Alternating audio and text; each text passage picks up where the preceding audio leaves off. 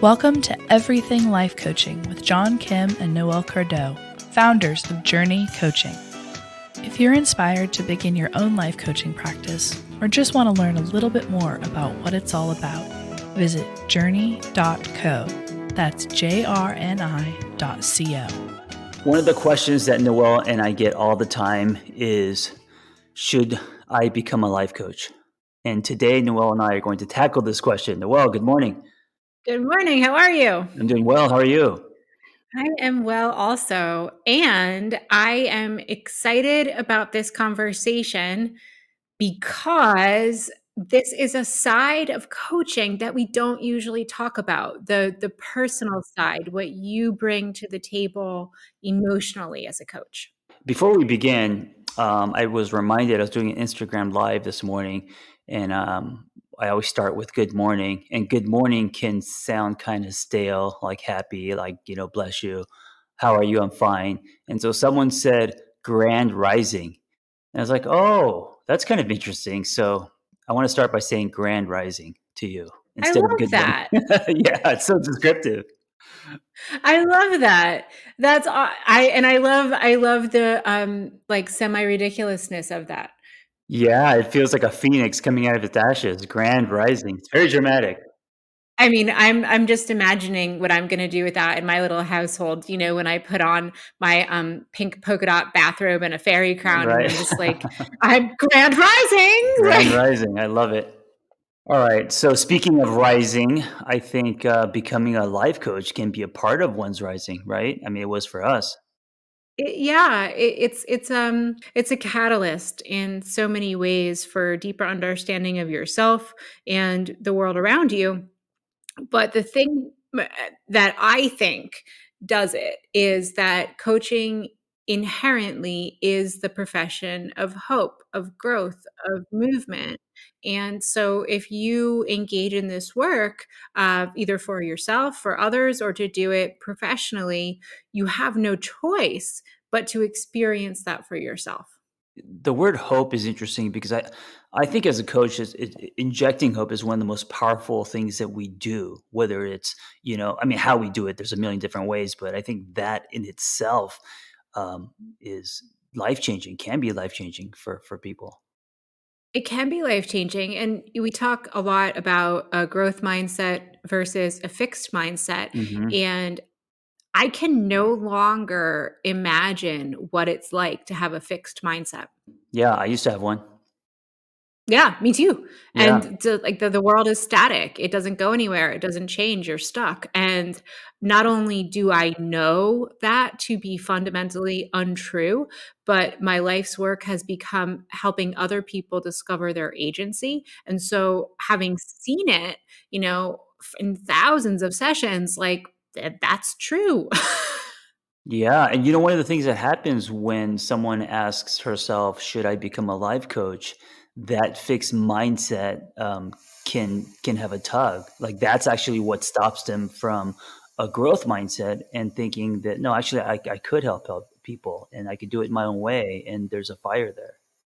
Yeah, absolutely. So, when you're thinking about this, if you're wondering, do I have what it takes? I say start with your values. Start with your values. Look, what do you value about the world? And if you don't know, that's probably a pretty strong point for exploration. At Journey, and this is John's language that you use and you've used for forever, we believe that there's no such thing as a broken human. How did you come up with that? Well, I felt broken for half of my life, and I felt that because I was broken, I was defective, wasn't good enough. That whole idea of the almost guy. And then when I went through my rebirth, and going helping other people, um, I realized other people had the same stories, and they also felt broken. And then I realized that we're actually not broken, and that life is a lot of life is all about picking up the pieces, and as we do that, we grow and evolve and expand. If we never break, um, we never grow. So I do think we break. I don't think that we are broken. Yes. We're not fated, that there's no such thing as a human that can never change, never evolve, never get help. Everyone has that capacity. It's all about choice and agency. Yeah, and it's interesting because when you think of like a muscle, and we all know that for a muscle to get stronger, it has to be broken down, right? And that's the actual working out or lifting weights or whatever you do. But when it comes to our stories, it's hard to see it that way. But if you do, then you realize that us being broken down only sets us up for the grand rising. It sets us up for the evolution and getting stronger and leading more into the growth mindset. I want to add this, that there's a measured approach here, that when we're talking about growth, breaking yourself down metaphorically, emotionally, to create space for scar tissue so that you can grow and build muscle, rest is really important. Hmm. Hmm. That's something that's come out of the pandemic for me, is realizing that just with life building, as with muscle building, once you go really hard and you lift all those weights, you need to rest. Yeah, absolutely. And rest looks different for everyone, but I do think it's required. Absolutely. Yeah. So we have our values, we have capacity, we have rest. We also believe that everyone is capable of transformation. And here's the caveat: entitled to it. Yeah. I Yeah. love that everyone is entitled to Mhm. transformation. Yeah, because many think that transformation is extra or it's something that some people can achieve, but you can't. We are all entitled to it. Not only that, but I think it's bigger than us. I think that if we don't take a responsibility to go through our transformation, we're doing a disservice to the world. Absolutely, because then we're stuck, we're angry, we're shut down, we're shut off, we're not being good little adult autonomous humans. We're causing havoc if we don't take care of ourselves. So those are our values, which I love, and that's how John and I entered the space of coaching. And now let's cast the broader lens. The International Coaching Federation, they define coaching as a thought provoking and creative partnership that helps clients maximize their personal and professional potential, unlocking previously untapped sources of imagination, productivity, and leadership. I love that last line, unlocking. I mean, unlocking means that there is potential there. You just have to unearth it, unbury it, find it. Absolutely. And what I loved about the juxtaposition of these two is I pulled up our values first, and then I pulled up the International Coaching Federation, and I was like, I love this field. Like top to bottom, whether you're a boutique shop like ours that really focuses on progressive thought, or the International Coaching Federation, this is pretty badass. You know what else? I just had this revelation as you were saying this. I grew up in a restaurant business world. I grew up with my parents selling burgers and fries and all of that stuff. What I love about coaching is it's a human business. It is. It's not about selling a product. It's about selling a service, and that service is a human exchange. And so I love that. It's endless. It is endless. Transformation is limitless. I said that to somebody on a call. They were thinking about our program, and you talk. I didn't even realize that I said it, and the woman took the time to email me afterwards and just said, "I wanted you to know that this hit me like a truck. That transformation is limitless." And I was like, "Well, yeah, it is. That's true." And it's such a human profession, which brings us to our first question. So, if you're seriously considering coaching, if you're seriously considering working as a coach, the first question that I have for anyone out there is, how do you feel about humans? Yeah, if you hate humans, this is going to be challenging for you. If you hate humans, it's going to be challenging for you. Or if the thought of having a very intense and focused conversation with someone sounds terrible to you, Right, right. it's probably not gonna be a good fit. Think about your own friendships, John. Like, what kinds of conversations do you enjoy? I enjoy, and I think it's one of the most meaningful things in life is to sit down and have a meaningful conversation with coffee and crepes and dig deep into one's story. Um, it's one of my favorite things in life, those moments. I agree, and for me, I'd rather have a really deep quality relationship as opposed to many, many, many surface Yeah, relationships. yeah. In fact, if I find myself surrounded by surface relationships, I don't do too well. It's not my jam. I tell people that at one point in my life, I knew a lot of people, had very little friends, and today I don't know a lot of people, but I have a few really good friends, and I choose the latter. I choose, today's life than when I was in my 20s and 30s, running around in Hollywood, running a restaurant bar. Oh, yeah, and so, guys, as we're talking about this skill set, if what John and I are saying is the place that you want to be, you're not there yet, but you want to change your relationship with humans, just like in CrossFit, this is all scalable. You start where you're at, Right. and you build, and opening up to intimacy, opening up to depth, opening up to intimate relationships is a skill that you can learn, hmm hmm and that's part of coach training. Yes.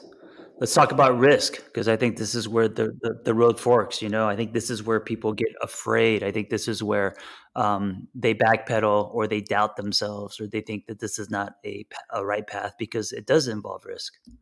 It does involve risk, and that can feel really scary because it's like we live in such a litigious society, and you have a client that comes to you and they want to change their whole life. They want to quit their job. They want to dye their hair a different color. They want to get a divorce. They want to go to the moon. And as a coach, it's natural to feel like the outcome is on you. hmm hmm And it's natural to feel like, well, if I'm delivering a product, then I have to be responsible for that person getting to the moon. Yeah, and this is one of the greatest misconceptions about coaching is that you're not supposed to have all the answers. You're not fixing someone. No, not at all. What you're doing is providing the space for your client to learn how to get to the moon. hmm You're Guiding. teaching someone how to fish. You're not giving them a fish. And also, you're going along the path yourself, whatever you're going through as you coach other people, you're also on a journey. Absolutely. And so the question is, what's your relationship with risk? And the reason that that's a super valid question is if you get very nervous when people are coloring outside the lines, when people are doing things that are different from what they usually do, if you don't like it when the plans change, if you really like rules, it will be hard for you to open up to encouraging another person to take risk. And that's absolutely required in coaching, encouraging another person to take risk. Right. I lived most of my life without taking risk, and then once I started coaching, once after the divorce and rebirth, my life has been nothing but risk. Every day I get on my motorcycle, there's a huge risk involved. Guys, I can attest to this. I've been business partners with John for a decade. It's true. It's true. So, like here again, this is a skill set that you can learn. You don't have to have a fully developed, strong relationship with risk. That's why we use in coaching emotional interval training where you push yourself out of your comfort zone for brief periods of time in order to get the experience, and then you pull yourself back in. And that two steps forward, one step back, is what coaching looks like. You wobble along with the client while your client takes two steps forward and one step back. And you're like, you did great. How is that step? Another point is, what is your relationship like with boundaries? Because with coaching, this is also a huge part of coaching. It's a huge part of coaching, and it is also a huge part of any profession in which you render an interpersonal service. Whether you are a yoga instructor or a lawyer, you're rendering a service to another human, and the product is something that you personally deliver. And so boundary work comes into play big time. So I gotta be honest with you. This is one of my struggles, and part of it is because of the invention of social media. And I think some of it is also cultural. I grew up in a traditional Korean family where there wasn't boundaries, where everything's just it was very kind of old school. People talking over each other, no space for you. It's like the whole family was just very enmeshed, and it was just very sticky, dramatic. So for me, it was really hard to set boundaries, and to like, it was a muscle that I had to exercise. And then social media came, and then that also blurs boundaries more. When you're working online, being transparent, and all of that. That's really interesting that you say that, and I wanna hear a little bit more about the social media piece because when I, view you, I see you creating content on social media. How do you feel that, is it an emotional experience with your internal boundaries or a feeling that you have to give to folks? I think if you are active on social media and it becomes a lifestyle, um, people think they know you more than they do, and so there's that. I think so when you're doing sessions with people, if you are vulnerable and transparent and have been for a long time, and you're documenting, um, the relationship is it's interesting because the client feels that they know you because they've been following you for a long time, but at the same time, you don't know the client at all. You're just meeting the client, so boundaries can get blurred, right? Yeah, absolutely. I understand that, and I have to say that when you were describing your family of origin of everybody talking over each other, so many light bulbs went off in my head, and I was like, "I understand John now." Like Exactly. Right. I am like that. I mean, and I'm like that with clients, and I have to be aware of that. I interrupt them. I'm talking. I kind of default to the Korean kid in a family where if you didn't speak loud and speak up, you weren't heard. So that happens all the time. Yeah. Yeah, I mean, or just, thinking about so guys, I eat really slow and I talk slowly, and John and I would go to a restaurant and, like, I feel like I just sat down and put my napkin on my lap and John's done dinner, ready to go. Yes. Yes. Like, That is 100% true. Absolutely. so, like, let's get into this, and because what you're describing is very real and true, and when you combine, humans, their bright, shiny hopes and dreams with a risk, it can feel hard to hold those boundaries as a professional, but what the boundaries do for you is they create the space that holds the coaching conversation. And the piece that's really important is that you as a coach experience non-attachment within the space of the coaching relationship. So what does that look like? Non-attachment is a lack of attachment to where your client wants to go. You're open, you're not directing them. A lack of attachment to your own performance. A lack of attachment to whether or not your client follows through. A lack of attachment to big emotions. If your client shows up with big emotions, to not feel codependent. And this is probably where I struggle is I've worked for a very, very long time on my own relationship with codependence. So it's natural for me to want to take on the emotions of others Yeah. and to Right. fix things for people and to help. And in coaching, that's something I had to unlearn hmm big time. Yeah. It's also why you probably gravitate toward coaching, being like an empath, right? Oh, certainly. Absolutely. And also just I'm a very logical person, and I think very strategically, and I have natural skill with it. So coaching was a very good fit for me because I love people. I'm a huge love bug. I love love. I love hope, and I'm pretty good with strategy. You know what's great about a thriving community is when you're coaching by yourself and you're taking a course or you're in an intensive and it's designed where you do the work alone. You don't have accountability. You don't have that mirror, And the thing about Journey is because our community is so tight.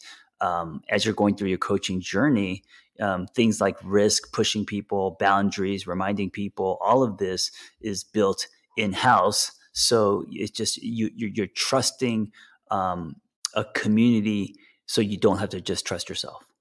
Yeah, and you're having this stuff modeled for you, which is role modeling is so important in risk taking. John, you did that for me in Oh, terms thank you. of 100%. It's amazing when you look back the things that happen along the way that you're like, wow, that was incredibly valuable. Like if I hadn't met you, I don't think I would have had access to anyone in my life who was like, let's jump off a cliff, and that fundamentally changed my capacity for existence. Yes, and I gotta say, if it wasn't for you, I would be jumping off the cliff without a parachute. So, like, what? I'm tossing it over the Right, I'm like, "John, right. take So that. what Take Noelle it with you." what Noelle has done for me, she's actually grounded me, me being a spaz and sometimes taking too much risk or making moves without thinking it through. Noelle has been such a great reminder and grounding me. So yeah, so it works both ways. I might push Noelle a little bit, but she also creates a safe space for me. So as I jump with something that is not going to break my legs. Yes, yes, and that's important. I mean, and here too, guys, like we're modeling two very strong skill sets that we each hold in the space of coaching, and we've each had to learn and level up in different ways to balance out as a full, complete, autonomous adult human that's really good at our jobs. And so again, all of these things are great questions to ask of yourself, like where am I on the spectrum? But you can also learn it. Yeah, and Noah and I are just a micro example. At Journey Coaching, we have, nearly 1,000 people. So you have a lot of these relationships in these spaces. Mhm. Absolutely. Absolutely. One last skill that is super learnable that I don't know that the kind of public's consciousness thinks of as a skill that you can learn, and that's optimism.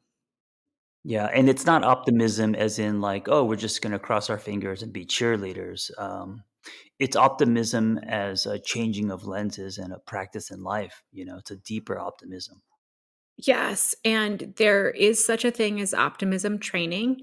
It is real, and very simply, when you engage in optimism training, what you're learning, and I teach this in the Journey Coaching Intensive, is uh, gaining awareness around when your nervous system is fired up. And when your nervous system is fired up, you have three choices: run, fight, hide. Right? Those are very narrow options, and when we shift from fight or flight into prefrontal cortex, we open up to an expanse of a whole lot of other available options outside of run, fight, hide. And we start looking at strengths, we start looking at resources, we start looking at paths forward, alternative paths, and it changes your entire experience with pain, suffering, and stuckness. Hmm. Yeah. And this optimism, as you learn it, as you practice it, as you learn the science behind it, not only does that make you an amazing coach, but how can that not directly change your own life? It is life changing. It is hands down life-changing, and, this is where you do your work as a coach, is you become a strength detective in your clients' lives, and they might be telling you, the most horrendous tale of their day, and you hear a strength. They just drop it, and you pick it up, and you're like, "Hey, look at this. We have a strength in the middle of this dumpster fire." And that's how we do it. If anything that we have said today, whether we're talking about optimism or risk or boundaries, or just the fact that there's no broken human, if you can relate to any of these things, I would listen to that because there's probably something there, perhaps a calling that coaching may be for you. Yes, and this is, um this is the kind of thing where you start where you're at. Come to the table humbly and allow others to receive you, help you, train you, and then you in turn do that for others. And it's a beautiful cycle. I love that at Journey, we don't run after people like we're feeding pigeons, but we just kind of hold our hands open. And if you're listening to this, I hope that's what you're getting is not us running after people, but basically this is our story. This is what we do, and we want to help you. We want to be a part of your story as well. And if you're interested, come check us out. Come check us out. Yeah. All right, my dear. This was really good. I love you so much. Oh, I love you. Grand Rising. Grand Rising. Be well. Ready to cut through the BS of becoming a coach? Snag John and Noelle's 6-step guide to becoming a life coach at jrni.co/everything. That's jrni.co/everything. If what you've heard here today speaks to you and you want to learn a little bit more about becoming a coach, visit jrni.co, jrni.co. We've graduated nearly 1,000 coaches and offer vibrant community, strong lifetime support, and world-class coaching education. We're fully ICF accredited and look forward to watching how you use coaching to make a bigger impact in the world around you.